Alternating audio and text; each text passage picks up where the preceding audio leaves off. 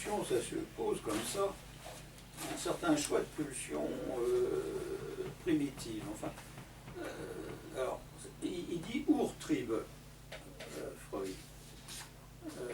Ces pulsions primitives, elles sont surtout primordiales dans la logique. Elles ne sont pas primitives au sens où on parle d'archaïque. C'est pas dans l'évolution subjective, enfin l'évolution organique du petit enfant qui est toujours un prématuré, pour que je souligne d'accord. Il doit terminer sa construction, je ne sais pas si on la termine jamais, parce que ça dépend des signifiants. Là, il y a un investissement progressif du corps propre chez le nourrisson. Oui, il y a un mode d'évolution neurologique avec lequel compter, ça. Oui, c'est ça. C'est sûr aussi. Voilà. Hein, il n'empêche que ça se fait de manière signifiante, c'est variable d'un enfant à l'autre, et certains sont en avance sur d'autres et d'autres en retard aussi. Donc, bon. Mais ça part de la tête, tu sais. Comment ça part de la tête vers les membres, donc effectivement, on va penser que c'est l'appareil psychique qui est moteur, en l'occurrence, des connexions neuronales. Des connexions nerveuses, effectivement, qui vont assurer justement le contrôle de la motricité et donc du mouvement du corps. Donc on peut penser que c'est effectivement c'est du côté pulsionnel. Oui, c'est signifiant, donc c'est du côté pulsionnel. Non, mais tout ce qui est psychique est signifiant, tout ce qui est cérébral est signifiant. Oui, on est d'accord. Non, mais même ce qui n'est pas cérébral, pour moi, est signifiant chez l'humain. Donc toutes les cellules se sont différenciées sous l'impact du signifiant. C'est un mode d'épigénétique différent de ce que j'avais rapporté une fois précédente concernant les abeilles et autres grenouilles. Bon. Donc ça dépend des conditions extérieures, de savoir si la même cellule fécondée va impliquer un mâle ou une femelle. Ou les abeilles, une reine ou une ouvrière. Selon la nourriture, en fait.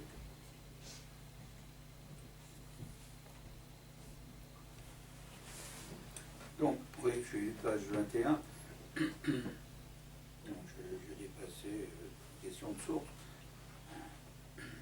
On est là dans des questions de signification, de Bedeutung, du problème de la qualité des pulsions. On ne devrait pas négliger de se demander, dit Freud, si ces motivations pulsionnelles si spécialisées en un sens n'admettent pas une dissection plus poussée en direction des sources pulsionnelles, en direction des sources pulsionnelles, en sorte que seules les pulsions originaires insécables pourraient prétendre avoir une importance, dit le traducteur. C'est le même terme de Bedeutung, hein. Une fois ils traduisent par signification, une fois par importance. Pourquoi pas quelque chose est significatif quand il a de l'importance. Bon. Enfin, l'importance, c'est le Bedeutsam. Comment? C'est pas le même mot, hein. Non, pas tout à fait. Mais bon, mais Bedeutung, ça peut quand même vouloir dire ça. Donc Freud dit, j'ai proposé de distinguer, ça vient seulement maintenant, j'avais anticipé, deux groupes de ces pulsions originaires, celui des pulsions du moi ou d'autoconservation et celui des pulsions sexuelles.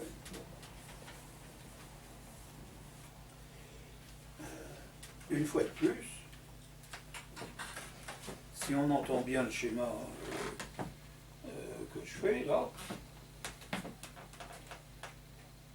il faut considérer qu'elles sont identiques, hein, et que ces pulsions, ces Ich-Triebe, sont des pulsions subjectives, subjectales. Subjectif, c'est un tel sens en français qu'il vaut mieux peut-être le supprimer, et que ça suppose l'identité de ces pulsions, quoi qu'il en soit. Hein, ça suppose là, c'est plutôt là qu'on parlerait d'intrication des pulsions.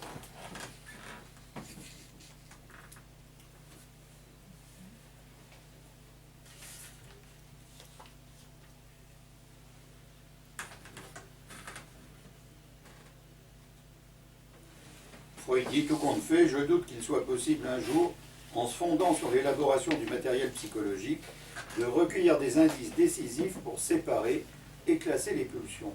Je suis bien d'accord, il n'y a pas besoin de les séparer. Bon. Il semble plutôt nécessaire pour élaborer ce matériel de lui appliquer certaines hypothèses concernant la vie pulsionnelle, et il serait souhaitable que l'on puisse emprunter ces hypothèses à un autre domaine pour les transférer en psychologie. Bon, ce qu'il fait, hein. Bon, c'est pour dire qu'il pourrait avancer l'hypothèse que la fonction sexuelle diffère par un chimisme particulier des autres processus corporels. Ça constitue, pour autant que je sache, dit Freud, une présupposition de la recherche biologique d'Ehrlich, mais aussi bien de Weissmann. Tu peux redire, qu'est-ce qui diffère? Je sais pas. La fonction sexuelle diffère par un chimisme particulier des autres processus corporels, et cette hypothèse constitue aussi, pour autant que je sache, une présupposition de la recherche biologique d'Ehrlich.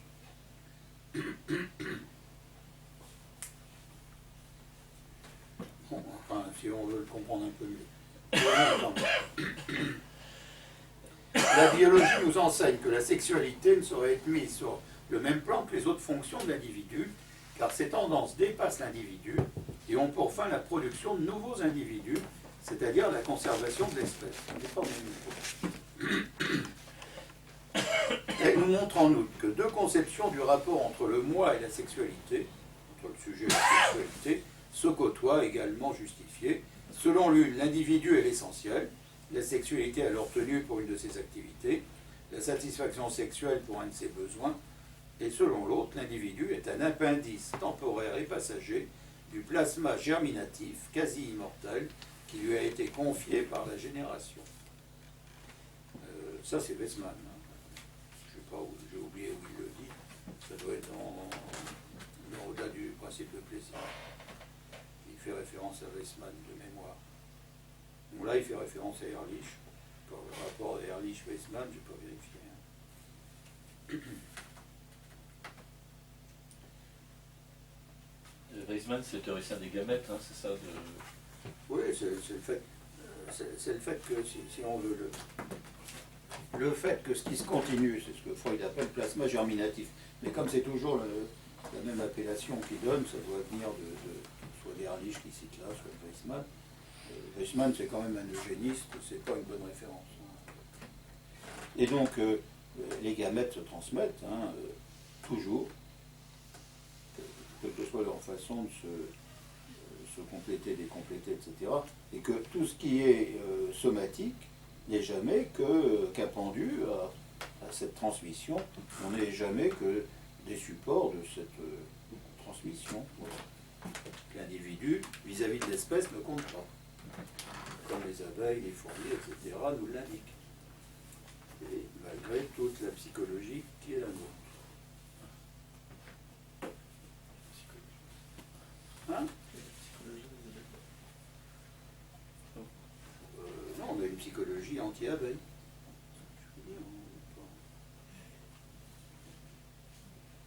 Quand tu penses que si tu avais été nourri autrement, tu serais une reine, ça change ta vie.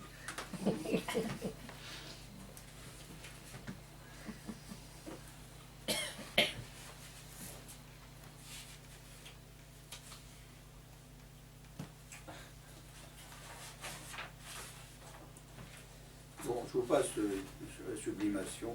Je vais... Donc, Freud... Là, il nous reste un quart d'heure, pas plus. Donc, je ferai la prochaine fois, je ferai sur le reste du texte. Hein, mais vous avez, il y a des éléments importants ensuite qui méritent d'être dépliés de cette façon-là. Donc, une fois que j'ai donné le schématisme, je vais le mettre, et comme Freud l'a fait, hein, sur une dizaine de pages, pour lui, il rentre dans un certain nombre de détails. Donc, quel destin les pulsions peuvent-elles connaître au cours du développement et de la vie? Du développement de l'individu et de la vie. Bon, c'est un peu vitaliste. Bon. Alors, nous devons limiter cette investigation aux pulsions sexuelles qui nous sont mieux connues. L'observation nous apprend que les destins des pulsions sont les suivants. Le renversement dans le contraire, c'est Forquerong. Hein. Donc,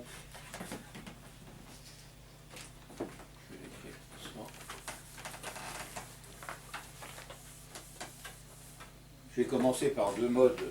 Un c'est le refoulement, qui est un destin pulsionnel. Donc Freud n'en parle pas dans ce texte, puisqu'il fait tout un texte là-dessus. La sublimation, dont il parle un peu, et surtout il va parler du renversement dans le contraire, Verkehrung, et de ce qu'on traduit par retournement sur la personne propre. Wendung.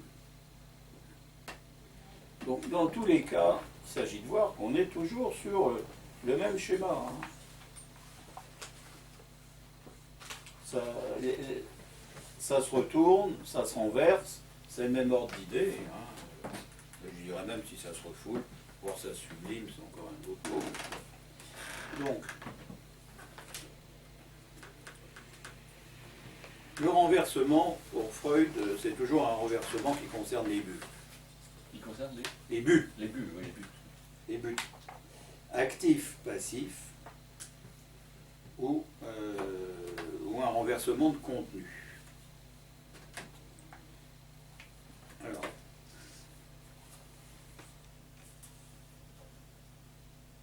bon, je lis Freud. Le renversement dans le contraire, et regarder de plus près, se résout en deux processus différents, le retournement d'une pulsion de l'activité à la passivité. Je n'ai pas été attentif au fait qu'il parlait de retournement, après il parlait de renversement. Là.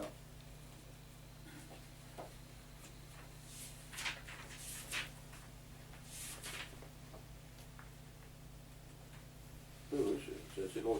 Donc il a distingué retournement et renversement, et il utilise le terme de renversement, de retournement pour parler du renversement. Bon, donc le renversement dans le contraire, et à regarder de plus près, se résout en deux processus différents, le retournement d'une pulsion de l'activité à la passivité et le renversement du contenu. Les deux processus étant essentiellement différents, doivent être traités séparément.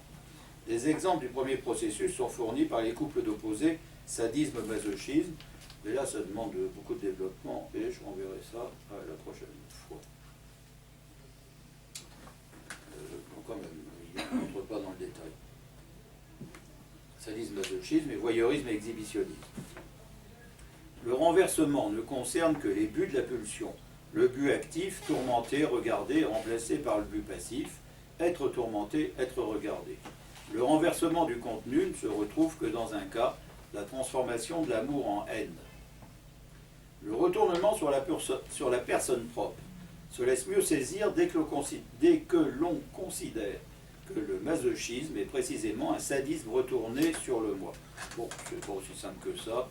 Je pense qu'il y a une topologie assez simpliste, Freud encore. Retourné sur le moi propre, et que l'exhibitionnisme inclut le fait de regarder son propre corps. Bon, ça permet de faire des jonctions, et ça, je ne veux pas rentrer là-dedans. Je ne vais pas rentrer là-dedans aujourd'hui, parce que sinon je vous dirai en trois mots ce qui demande tout un développement. Hein. Donc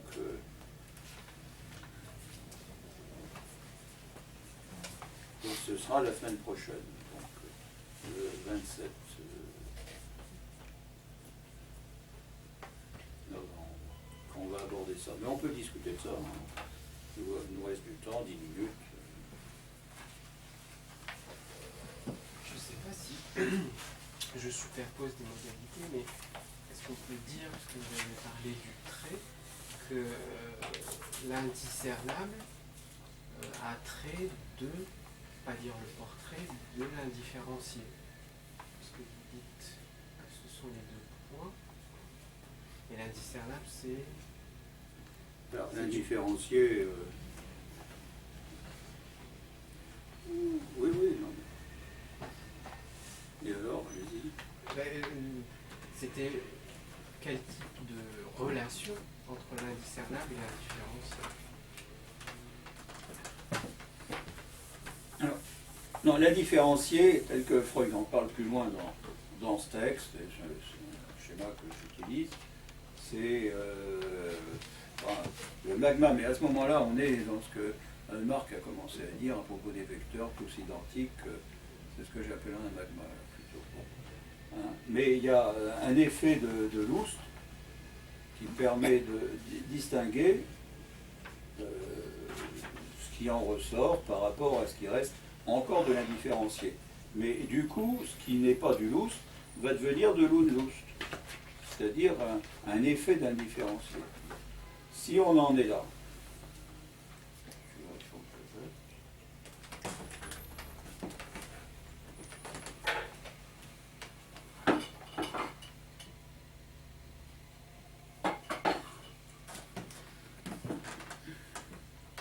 si on en est là, Lust et Unlust, qui sont sous l'angle projectif indiscernables, malgré leur différenciation. Mais je donne à indiscernable une structure meubienne qui est de les distinguer localement pour les unifier, disons, globalement. Ça ne veut pas dire que ce soit identique. Il faut déjà entrer dans la structure de l'indiscernable. L'indifférencié, il est là du côté de cette question de Loust, d'après le schéma freudien. Du côté du Loust, au sens où il s'agit d'une jouissance phallique. Je reviens sur l'indifférencié. C'est une jouissance de l'autre, parce que l'autre, comme le lieu des signifiants, ne différencie pas les signifiants, c'est l'autre avec toute cette globalité. On est de nouveau dans le magma, avec cette jouissance de l'autre. C'est comme ça qu'elle est négative, je dirais, par rapport à une jouissance phallique, qui est une jouissance du signifiant absent dans la chaîne, mais qui organise la chaîne signifiante avec chacun de ces signifiants comme étant un abord localisé de ce qui est impossible à spécifier localement. Il faut quand même le dire d'une manière quasi dialectique, comme je viens de le faire, qui ne se veut pas contradictoire. Hein. Donc, c'est toute la question du fait qu'il n'y a de signifiant que dans une dérive du flux de la signifiance, avec à chaque fois un mode d'organisation de ce qui vient faire obstacle à cette fluence de la signifiance. Donc c'est une enstasis, c'est l'instance de la lettre qui est rendue possible du fait qu'il y a une identification de la dérive et de ce que j'appelle dérivation en termes de signifiant proprement dit. Donc là on est dans les S2, là on est dans le S1, enfin je dis le S1 parce que c'est le même type de...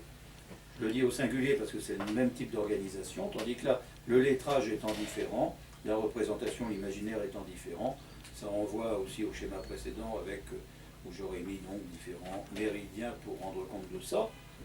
Et on est dans une théorie d'un magma qui s'organise en termes chaotiques, de telle façon à ce que certains attracteurs viennent y jouer, comme la série des objets A, quel que soit le nombre, éventuellement plus de 4 qu'on veut y mettre, la série des positions subjectives différentes, hein, à chaque instant n'est pas identique, même si on est avec un même interlocuteur. Bon, a fortiori avec des interlocuteurs différents, on n'est pas le même. D'un moment à l'autre d'un rêve, même en dormant, on n'est pas exactement le même non plus, donc on n'est pas biologiquement exactement défini dans cette identité, même s'il y a, mais ça c'est un autre type de problème par rapport à la biologie, c'est effectivement qu'il y a une identité des supports neuroniques et des supports de l'immunité. Ce sont les mêmes corps chimiques. Donc la défense individuelle, la défense de l'individu organique, passe aussi par un abord de l'inconscient qui nous met de plein pied dans ces rapports, on va dire des rapports pulsionnels. Je n'ai pas compris là, comment tu fais la liaison. La liaison, c'est que Freud parle du psychisme et du système nerveux comme un mode de défense subjective. Mais ce qui est encore bien plus directement impliqué dans la défense, c'est l'immunologie. Les supports chimiques de l'immunologie et les neurotransmetteurs sont les mêmes corps chimiques. Sachant qu'il plus est que les hormones dépendent de l'hypophyse, enfin, différentes glandes endocrines dépendent de l'hypophyse, qui dépend de diencéphale où l'inconscient trouve sa place, on est dans le même ordre d'idée aussi, à vue de nez. Mais il y a une centaine de corps chimiques qui font le lien entre le système nerveux et le système immunologique. Sinon, on ne comprendrait pas certains aspects, soit psychosomatiques, soit de maladies auto-immunes, enfin bon, où le psychisme intervient.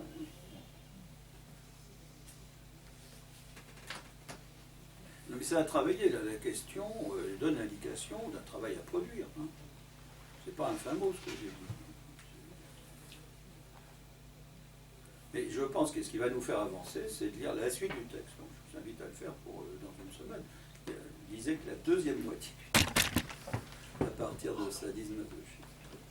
Là où Freud fait des jonctions, justement, entre ce qui est de l'ordre d'un regard porté sur l'objet de l'autre, sur le pénis de l'autre, on va dire, et se donner son propre pénis à voir par l'autre. Et donc là, il fait des jonctions. Donc les jonctions qu'il est en train de faire, il le dit pour voyeurisme, exhibitionnisme, mais il le développe aussi pour sadisme, masochisme, sont des jonctions de ce templé. Le templé freudien, il est tout à fait donné, et les voies de passage sont données. Une question, est-ce que l'espèce de 8 extérieur là qui est en bas, la dérivation de la signifiance, ou de la dérive, est-ce que ça correspond pour toi au parcours de la bande de contournement? Est-ce que c'est une autre représentation du parcours de contournement? Oui, c'est une autre représentation de la bande de contournement, et c'est plus proche du système de Lorentz avec les attracteurs dont il faut pouvoir discuter.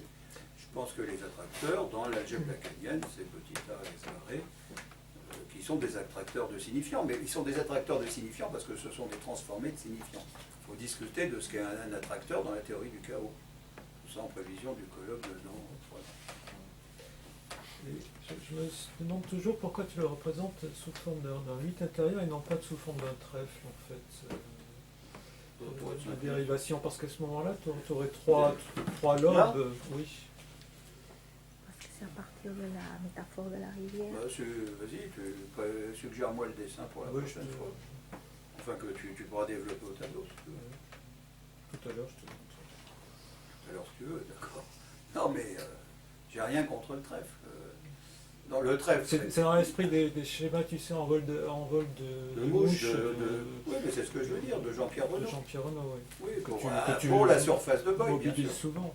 Oui, mais pour la surface de Boyle. Et du coup, le trèfle, avec sa coupure, qui renvoie à la bande trimeubienne, qui est un des constituants de la surface de Boyle, quand elle est coupée, nous donne un nœud trèfle, avec la bande bilatère. Une bande bilatère qui en subsiste, avec ses différentes torsions, ses 6 torsions, et nous donne un nœud trèfle. Mais ça, c'est parce que tu partais de la métaphore du fleuve. Donc ça, initialement, oui, je suis entre le fleuve et les rives. Par rapport à Finnegan's Wake. Je suis orotopique.